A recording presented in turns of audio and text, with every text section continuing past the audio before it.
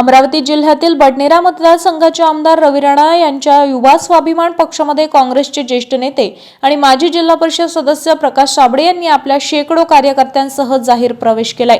नुकत्याच झालेल्या अमरावती विधान परिषद निवडणूकनंतर काँग्रेसला मोठा धक्का। आगामी विधानसभा निवडणुकीच्या पार्श्वभूमीवर काँग्रेससाठी एक मोठा राजकीय धक्का मानला जात आहे। प्रकाश साबळे यांच्या पक्षप्रवेशामुळे अंजनगाव बारी, बडनेरा आणि ग्रामीण भागात युवा स्वाभिमान पक्षाची पकड अधिक मजबूत होण्याची शक्यता आहे। विधान परिषद निवडणूक निष्ठावंत नेते आणि कार्यकर्त्यांनी काँग्रेस पक्षाला सोडचिठ्ठी दिल्याने काँग्रेसला स्थानिक पातळीवर नवीन व्यूहरचना करावी लागणार आहे। विकास कामांचा वेग आणि आमदार रवी राणा यांच्या कार्यपद्धतीवर विश्वास ठेवून हा निर्णय घेतल्याचे कार्यकर्त्यांकडून सांगण्यात येत आहे। या पक्षप्रवेशामुळे बडनेरा आणि अमरावती मतदारसंघातील स्थानिक राजकीय समीकरणे पूर्णपणे बदलण्याची चिन्ह आहेत। गरीब मजुरांची बँक खाती वापरून सायबर फसवणूक करणाऱ्या टोळीचा अमरावती ग्रामीण पोलिसांनी पर्दाफाश केलाय। तपासात 64 बँक खाती मिळून आली असून सर्व खाती फ्रीज करण्यात आली आहे। आरोपीच्या ताब्यातून 10,85,000 रुपयांचा मुद्देमाल जप्त करण्यात आल्याची माहिती मंथन हॉलमध्ये आयोजित पत्रकार परिषदेत जिल्हा पोलीस अधीक्षक निकेतन कदम यांनी दिली आहे। तपासानुसार एकूण 6,25,00,000 रुपयांचे आर्थिक व्यवहार झाल्याचे उघड झाले असून अधिक तपास सुरू आहे। नमूद बँक खात्याच्या अनुषंगाने तपास केला असता त्यामध्ये वेगवेगळ्या राज्यांची ऑनलाईन तक्रारी दाखल असल्याचे निष्पन्न झाले। या गुन्ह्यात देवचंद बंडूची मेश्राम वय वर्ष 26 राहणार अमरावती, प्रेम दिलीपराव खिलारे वय वर्ष 21 राहणार नरसिद्धा हिंगोली, हल्लीमुक्काम साईराम चाळा नालासुपारा मुंबई, अनिकेत सुरेश मस्के वय वर्ष 24 राहणार कासमपूर पत्रोट तालुका अचलपूर जिल्हा अमरावती, योगेश इरपाते वय वर्ष 31 राहणार जहागीरपूर बोर्डा तालुका तिवसा जिल्हा अमरावती, प्रीतम इंगडे वय वर्ष 22 राहणार मंगळूर भिलापूर तालुका मोर्शी जिल्हा अमरावती, आसिफ कुमार उमाचंद चौरसिया वय वर्ष 25 राहणार मुसाफिर खाना तालुका मंजिरिया जिल्हा अमेठी राज्य उत्तर प्रदेश, सत्यम गायराम मौर्य वय वर्ष 22 राहणार मुसाफिर खाना जिल्हा अमेठी राज्य उत्तर प्रदेश, शुभम झारिया वय वर्ष 30 राहणार रानीबडा पंत जबलपूर राज्य मध्य प्रदेश, वैभव सूर्यवंशी वय वर्ष 24 राहणार पिंपरिया होशंगाबाद राज्य मध्य प्रदेश, आदित्य माळी वय वर्ष 25 राहणार फुटाताल बडाई मोहल्ला जबलपूर राज्य मध्य प्रदेश, सुशील वर्मन वय वर्ष 28 राहणार civil line power house Jabalpur राज्य मध्य प्रदेश आणि एक महिला आरोपी यांना अटक करण्यात आली आहे।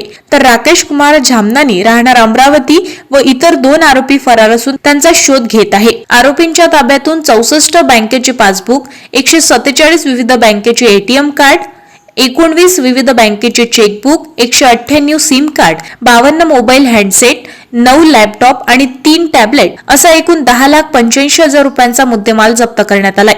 सदर कारवाई ही पोलीस अधीक्षक माननीय निकेतन कदम आणि अप्पर पोलीस अधीक्षक दत्ता तोटेवाड यांच्या मार्गदर्शनाखाली पोलीस निरीक्षक अशोक लाडे, सहाय्यक पोलीस निरीक्षक विलासकुमार सानप, अमोल शेरशाह, आयडप्पल्ले पुरी, संतोष गुर्जर, सुनील बनसोड, पोलीस अंमलदार प्रवीण वानखडे, पंकज गोयलितकर, प्रवीण अंबाडकर, रितेश गोसावी, अजित राठोड, संदीप जुगनारे, पवन ढोके, अंकित अढाऊ, मयूर नारोकार, आशिष मुंडे, महिला अंमलदार मरिता चौधरी, रुपाली इंगोले, पूनम कोन्हिलकर, कल्पना सोनहत्रे, आचल मेटे, योगिता शेड़के यांनी केली आहे। देखिए 10 जून को हमें जो एक जानकारी मिली थी, हमारे यहाँ के जो ग्रामीण एरिया के एक मजदूर वर्ग रहता है कि उनके बैंक अकाउंट का और उनके सिम कार्ड नंबर्स का कहीं तो मिसयूज़ हो रहा है। उनके बैंक अकाउंट में बहुत सारे हेवी ट्रांजैक्शंस उनको दिखाई दिए, तो उसको हमने उसका संज्ञान में लिया और तुरंत अपराध दर्ज करके एक टीम हमारी आगे के इन्वेस्टिगेशन में गोवा में जाके वहाँ पे एक बड़ा कॉल सेंटर जो चल रहा था, वहाँ पे 11 अपराधी हमें मिले हैं।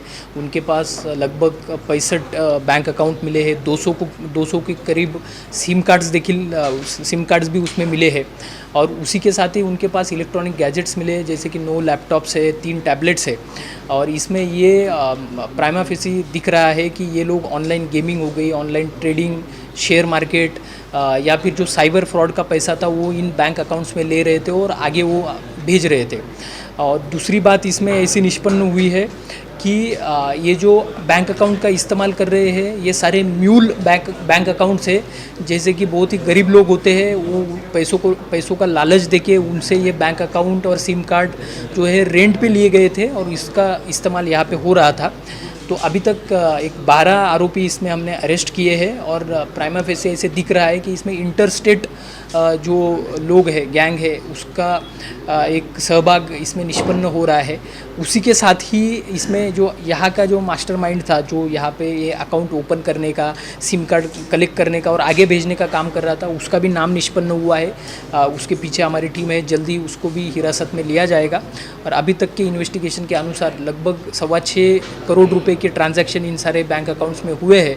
अभी भी लगभग 50% बैंक अकाउंट्स की एनालिसिस करना बाकी है। आगे का इन्वेस्टिगेशन जारी है। मातोश्री सौ विमलाताई पाटील उभार शिक्षण संस्था परतवाडा अमरावती द्वारा संचालित डॉक्टर पंजाबराव देशमुख कृषि विद्यापीठ अकोला द्वारा मान्यता प्राप्त कृषि तंत्र विद्यालय भिलोणा तालुका अचलपूर जिल्हा अमरावती द्विवर्षीय कृषि तंत्र पदविका अभ्यासक्रम प्रवेश सूचना शैक्षणिक पात्रता 10वी उत्तीर्ण कालावधी 2 वर्षे कालावधीचा नियमित अभ्यासक्रम द्विवर्षीय कृषी तंत्र पदविका अभ्यासक्रम प्रवेश 60 प्रवेश अर्ज भरण्याकरिता वेबसाईट www.pdkv.ac.in प्रवेश अर्ज भरण्याची अंतिम तारीख 2 जून 2026 ते 1 जुलै 2026 पर्यंत ऑनलाईन अर्ज भरण्याकरिता इच्छुक विद्यार्थ्यांनी सर्व मूळ प्रमाणपत्रासह विद्यालयाशी संपर्क साधावा। अधिक माहितीसाठी व मोफत मार्गदर्शनासाठी संपर्क करा। कृषी तंत्र विद्यालय भिलोणा तालुका अचलपूर जिल्हा अमरावती प्राचार्य एस काळे संपर्क 99 21 55 95 11 कृषी पर्यवेक्षक एन बी मोहोळ संपर्क 97 66 28 73 05 लिपिक एन डी गोमाशे संपर्क 91 58 23 11 05। पावसाळ्याच्या पार्श्वभूमीवर शहरात उद्भवणाऱ्या नैसर्गिक आपत्तीचा प्रभावीपणे सामना करण्यासाठी अमरावती महानगरपालिका आयुक्त वर्षा लड्डा यांनी गुरुवार दिनांक 25 जून 2026 रोजी महानगरपालिका कॉन्फरन्स हॉल येथे नैसर्गिक आपत्ती व्यवस्थापनाबाबत आढावा बैठक घेतली आहे। या बैठकीत विविध विभागांनी केलेल्या तयारीचा सविस्तर आढावा घेण्यात आलाय। तसेच आपत्ती व्यवस्थापनातील सर्व विभागांनी पुढाकार घेऊन समन्वयाने कार्य करण्याच्या सूचना आयुक्तांनी दिल्या। बैठकीत अतिवृष्टी, पूरस्थिती, सखल भागांमध्ये पाणी साचणे, नाल्यांना आलेला पूर, झाडे पडणे, वीज पुरवठा खंडित होणे, रस्त्यावरील वाहतुकीच्या समस्या तसेच इतर संभाव्य नैसर्गिक संकटाच्या अनुषंगाने करण्यात आलेल्या उपाययोजनांवर चर्चा करण्यात आली आहे। नागरिकांच्या जीवित व मालमत्तेचे संरक्षण हे प्रशासनाचे सर्वोच्च कर्तव्य असून त्यासाठी सर्व विभागांनी जबाबदारीने आणि सजगतेने काम करण्याची आवश्यकता असल्याचे आयुक्तांनी नमूद केले। आयुक्त वर्षा लड्डा यांनी सांगितले की नैसर्गिक आपत्ती व्यवस्थापन हे केवळ आपत्ती व्यवस्थापन विभागाचे काम नसून प्रत्येक विभागाची त्यामध्ये महत्त्वपूर्ण भूमिका आहे। त्यामुळे सर्व विभागांनी आपल्या कार्यक्षेत्रातील संभाव्य धोक्यांचे मूल्यांकन करून आवश्यक उपाययोजना तातडीने पूर्ण कराव्यात आणि आपत्कालीन परिस्थितीत त्वरित प्रतिसाद देण्यासाठी सज्ज राहावे। विभागांमधील समन्वय आणि माहितीची देवाणघेवाण प्रभावी असेल तर कोणत्याही संकटाचा सामना अधिक सक्षमपणे करण्यात येईल असे त्यांनी स्पष्ट केले आहे। यामध्ये शहरातील नाले, गटारे, जलनिसारण व्यवस्थेच्या कामांचा आढावा घेण्यात आला। पाणी तुंबण्याच्या समस्येवर नियंत्रण मिळवण्याचे निर्देशही देण्यात आले।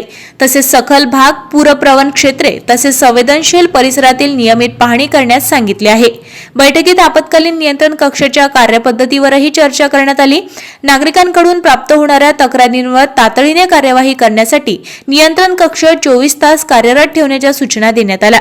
तसेच आपत्तीच्या प्रसंगी आवश्यक मनुष्यबळ, यंत्रसामग्री, वाहने, पंपिंग मशीन, जनरेटर आणि इतर साहित्य तत्परतेने उपलब्ध राहील याची खात्री करण्याचे निर्देश संबंधित विभागांना देण्यात आले। उद्यान विभागाला धोकादायक व सुकलेल्या झाडांची छाटणी करण्याच्या, बांधकाम विभागाला जीर्ण व धोकादायक इमारतीची तपासणी करण्याच्या, आरोग्य विभागाला साथीच्या रोगांवर नियंत्रण ठेवण्यासाठी प्रतिबंधात्मक उपाययोजना राबविण्याच्या, तर स्वच्छता विभागाला शहर स्वच्छता आणि जलनिसारण व्यवस्था सुरळीत ठेवण्याच्या सूचना यावेळी देण्यात आल्या। अग्निशमन विभागाने बचाव आणि मदत कार्यासाठी आवश्यक तयारी पूर्ण ठेवावी असे निर्देश बैठकीत देण्यात आले।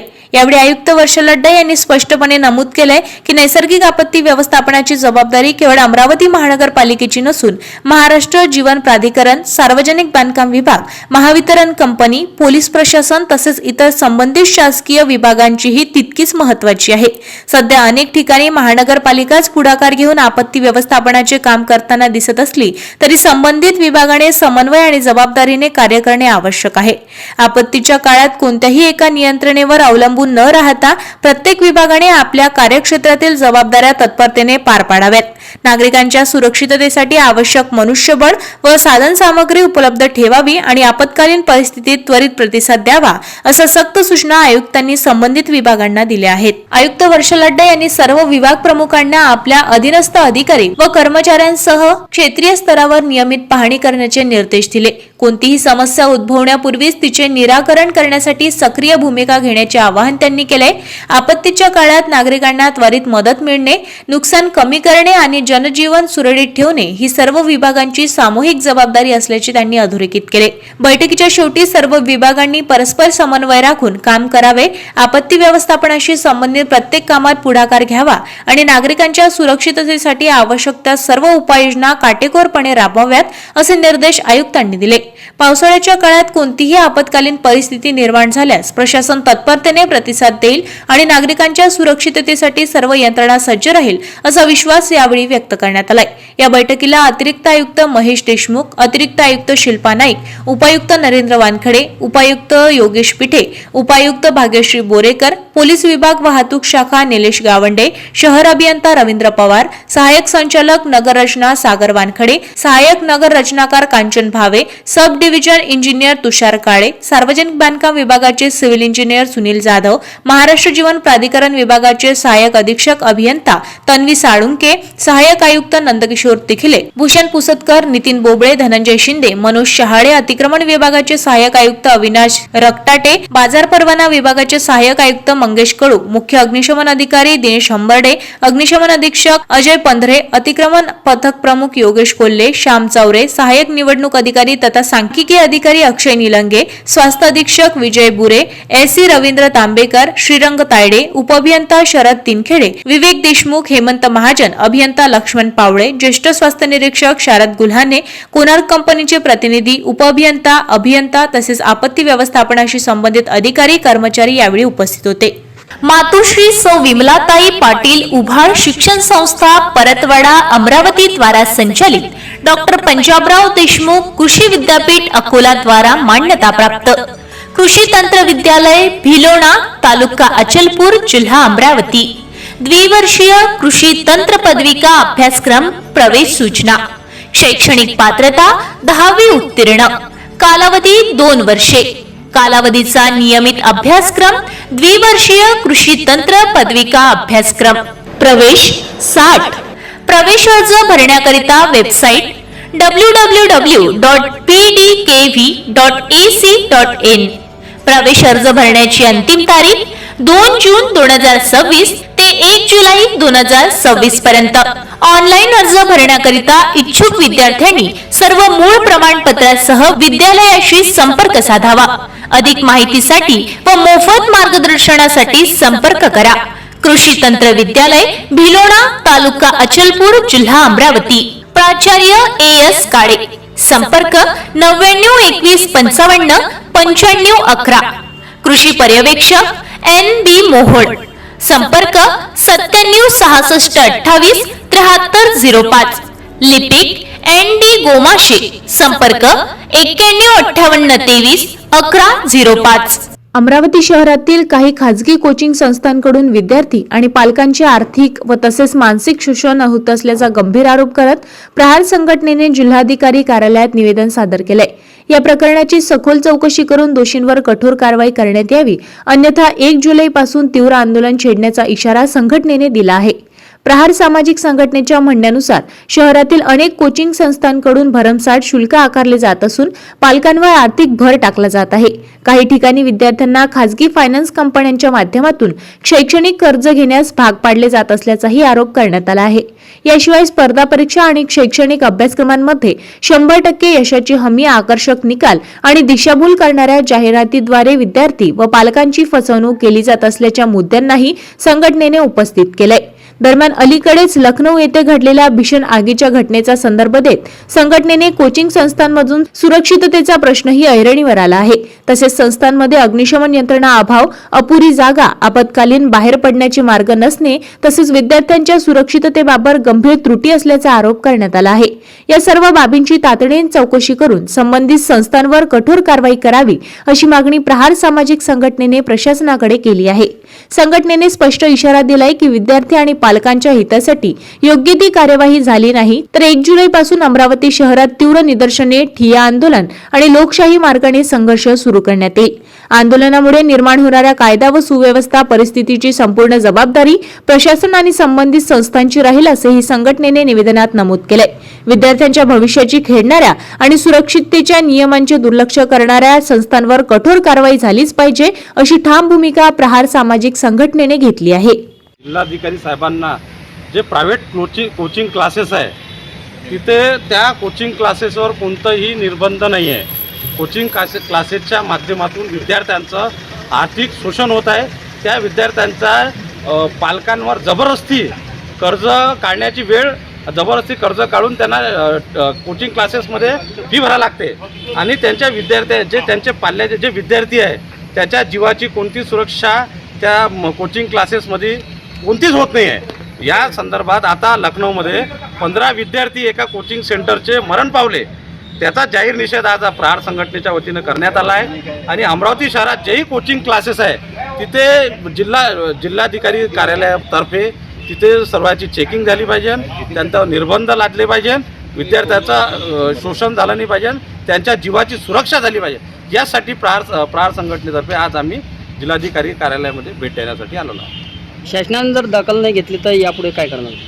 1 जुलैला सर्व ज्याही कोचिंग क्लासेस आहे तिथे प्रहार संघटनेतर्फे 1 जुलैपासून आम्ही आंदोलन, तिथे धरणे आंदोलन आम्ही 1 जुलैपासून ज्या प्रायव्हेट कोचिंग क्लासेस आहे तिथं बेजबाबदारपणा आहे, तिथं लूट आहे विद्यार्थ्यांची, तिथं विद्यार्थ्यांच्या जीवाची सुरक्षा नाही आहे, अशा ठिकाणी आम्ही 1 जुलैपासून आंदोलन चालू करणार आहोत.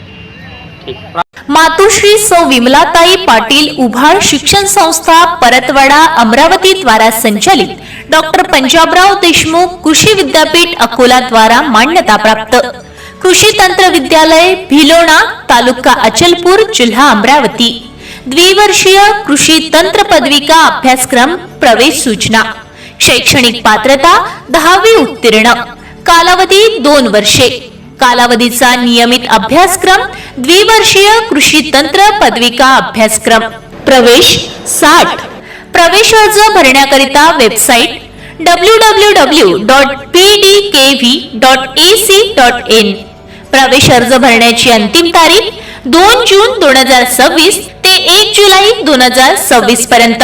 ऑनलाईन अर्ज भरण्याकरिता इच्छुक विद्यार्थ्यांनी सर्व मूळ प्रमाणपत्रासह विद्यालयाशी संपर्क साधावा. अधिक माहितीसाठी व मोफत मार्गदर्शनासाठी संपर्क करा. कृषी तंत्र विद्यालय भिलोणा तालुका अचलपूर जिल्हा अमरावती. प्राचार्य AS काळे. संपर्क 992155 9511. कृषी पर्यवेक्षक NB मोहोळ. संपर्क 976628 7305. लिपिक ND गोमाशे. संपर्क 915823 1105. वनरक्षक भरती 2023 अंतर्गत अमरावती जिल्ह्यातील प्रतीक्षा यादीतील पात्र व गुणवत्ताधारक उमेदवारांचे आमरण उपोषण 3ऱ्या दिवशीही सुरूच आहे. न्यायालयातील आदेश आणि शासनाच्या निदर्शनांची अंमलबजावणी करण्यात शासन अपयशी ठरत असल्याचा आरोप करत आंदोलनकर्त्यांनी तीव्र नाराजी व्यक्त केली आहे. मुख्य वनसंरक्षण कार्यालयासमोर सुरू असलेल्या या आंदोलनात प्रतीक्षा यादीतील उमेदवारांची शासनाकडे तातडीने हस्तक्षेप करून न्याय देण्याची मागणी केली आहे. आंदोलनकर्त्याचे म्हणणे आहे की महाराष्ट्र प्रशासकीय न्यायाधिकरण नागपूर तसेच मुंबई उच्च न्यायालयाच्या औरंगाबाद खंडपीठाने दिलेल्या आदेशानुसार माजी सैनिक प्रवर्गातील पात्र उमेदवार उपलब्ध नसल्यास संबंधित प्रवर्गातील प्रतीक्षा यादीतील गुणवत्ताधारक उमेदवारांना नियुक्ती देणे बंधनकारक आहे. याशिवाय राज्य शासनाच्या गृह विभागाने 6 सप्टेंबर 2024 रोजी जारी केलेल्या पत्रामध्ये माजी सैनिक आरक्षणातील रिक्त पदे पुढील भरतीपर्यंत रिक्त ठेवण्यासाठी आवश्यक नसल्याचे स्पष्ट केले आहे. या धोरणानुसार गडचिरोली, चंद्रपूर, नाशिक, अहमदनगर आणि पुणे यांच्यासारख्या वनवृत्तांमध्ये रिक्त पदे भरून पात्र उमेदवारांना नियुक्ती देण्यात आली आहे. मात्र अमरावती वनवृत्तात अद्यापही याची अंमलबजावणी झालेली नसल्याने स्थानिक उमेदवारांवर अन्याय होत असल्याचा आरोप करण्यात येत आहे. आंदोलनकर्त्यांनी शासनाच्या 25 जानेवारी 2024च्या निर्णयाची तात्काळ अंमलबजावणी करण्यासह माजी सैनिक प्रवर्गातील रिक्त जागा प्रतीक्षा यादीतील गुणवत्ताधारक उमेदवारांमधून भरण्याची मागणी केली आहे. तसेच इतर वनवृत्तांप्रमाणे अमरावतीतही समान नियम लागू करून मेळघाट परिसरातील पात्र उमेदवारांना न्याय देण्याची मागणी करण्यात आली आहे. उपोषणाचा 3रा दिवस पूर्ण होत असतानाही प्रशासनाकडून कोणतेही ठोस निर्णय न झाल्याने आंदोलन अधिक तीव्र करण्याचा इशारा देण्यात आला आहे. न्याय मिळेपर्यंत आमरण उपोषण आणि लोकशाही मार्गाने संघर्ष सुरू ठेवण्याचा निर्धार आंदोलनकर्त्यांनी व्यक्त केलाय. या आंदोलनात रमेश जांभेकर आणि रुपेश भिलावेकर हे उमेदवार आमरण उपोषण करत असून आंदोलनाचे नेतृत्व राजाभैया भुसुम करीत आहेत. या आंदोलनस्थळी समान नियम, समान अधिकार, समान न्याय, शासनाच्या दुहेरी निकष बंद करा आणि मेळघाटाच्या उमेदवारांना न्याय द्या अशा घोषणांनी परिसर दणाणून गेला होता. नमस्कार, मी राजभैया भुसुम. आम्ही 23/6/2023 पासून इथं आमरण उपोषणात बसलो आहे. आमचा मुख्य प्रश्न एक आहे की ज्या प्रकारे अन्य 5 जिल्ह्यामध्ये वनरक्षक पेशावर 23 जे माजी सैनिकची रिक्त जागा होती ती कन्वर्ट करून सर्वसाधारण व्यक्तीमधून भरण्यात आली. अन्य 5 वनवृत्तामध्ये त्याच्यात गडचिरोली, नाशिक, चंद्रपूर असे अजून 2 वनवृत्त आहे. त्यात माजी सैनिक जागा आणि सैनिक उपलब्ध नसल्यामुळे ती जागा सर्वसाधारणमधून भरण्यात आली. पण अमरावती जिल्ह्यात ते भरण्यात आलेले आहे आणि 25 जानेवारी 2024चं परिपत्रक आहे. त्याच्यात स्पष्ट उल्लेख आहे की तुम्ही ते जागा भरू शकता, पण आतापर्यंत हा जागा भरण्यात आलेला नाही. म्हणून आम्ही शासन प्रशासनाला विनंती करतो की त्यांनी हा जागा लवकरात लवकर भरून सर्व 42 उमेदवारांना नियुक्तीचा आदेश द्यावे हीच आमची प्रमुख मागणी आहे. तुमच्या एकूण मागण्या कोणत्या कोणत्या आहेत? आमची मागणी एकच आहे की ज्या प्रकारे अन्य 5 ठिकाणी भरती झाली आहे त्याच प्रकारे अमरावती जिल्ह्यात पण भरती व्हावी आणि 100% जे रिक्त जागा आहे त्या जागेवर भरती व्हायला पाहिजे. असं नेमकं काय झालं की तुम्हाला शेवटी उपोषणाचाच पर्याय निवडावा लागला की तसं निवेदनं वगैरे देऊन किंवा अधिकाऱ्यांच्या भेटी देऊन असं काही होत नव्हतं का? नाही, आम्ही सतत 2024 पासून पाठपुरावा करत आहे, पण आम्हाला सतत नकारात्मक प्रतिक्रिया प्रशासनकडून भेटत नाही. म्हणून आम्ही आज उपोषणावर या आंदोलनानंतरही फलित जर झालं नाही तर मग आम्ही रूप म्हणजे हे करणार आहे. वेगळं काही करून आहे ना शासनाचा निषेध करणार आहे. शासन जोपर्यंत आम्हाला न्याय देत नाही तोपर्यंत आमचं हा आंदोलन सतत चालत राहील. आज इथं बसलो आहे, एखाद्या ठिकाणी रास्ता रोको करू, आम्ही वेगवेगळ्या पद्धतीने आंदोलन करू आणि शासन जोपर्यंत निर्णय आमच्या परीने घेत नाही तोपर्यंत हे सतत आमचं आंदोलन चालत राहणार आहे. किती लोक आहेत तुम्ही? आम्ही 42 लोक फक्त तुमच्या भागातले? हो. ताज्या घडामोडी आणि आपल्या शहरातील बातम्या बघण्यासाठी नंबर 1 न्यूज चॅनलला सबस्क्राईब करा, शेअर करा. आपल्या प्रतिक्रिया कॉमेंट बॉक्स मध्ये द्या. आपल्या बातम्या नंबर 1 न्यूज चॅनलवर बघण्यासाठी 99 21 58 96 63 या व्हॉट्सअपवर मेसेज करा.